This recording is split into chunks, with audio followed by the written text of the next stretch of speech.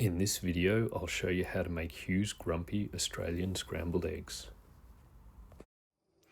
These are the things you need, as well as the bread and the chives, which I've used. Pause here if you need to see what ingredients to get. And remember that you'd need the chives. I just had already used them by the time I remembered to take this photo. Get some chives and chop them up. Egg selection is 2 eggs per person, plus 1 for bulk, because 2's not quite enough, or if you're me, another 1. Check if eggs are good by, if they sink they're good, if they float they're bad. Prepare bread, non-stick saucepan, a bit of oil, olive oil or cooking oil, tablespoon amount-ish, that's the rest of this bottle.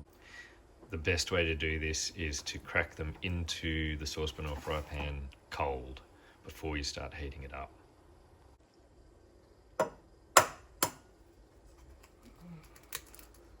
Yeah, one-handed, but not like that.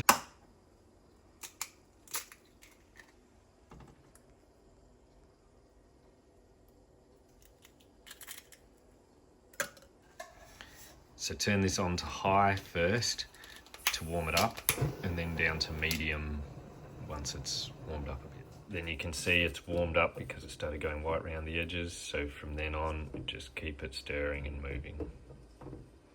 And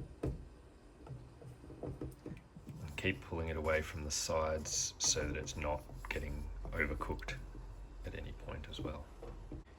If it's sticking too much or sizzling a bit, it needs turning down again more too. So just adjust it as needed.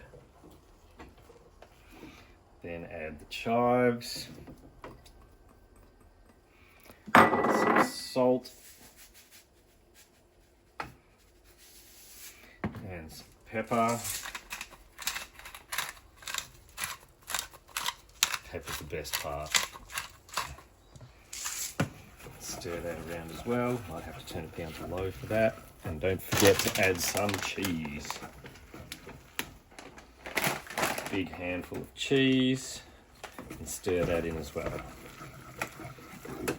And I've now also turned the gas off so it doesn't overcook. I'm going to stop it before it cooks too much. Also a dash of milk. Stir that in.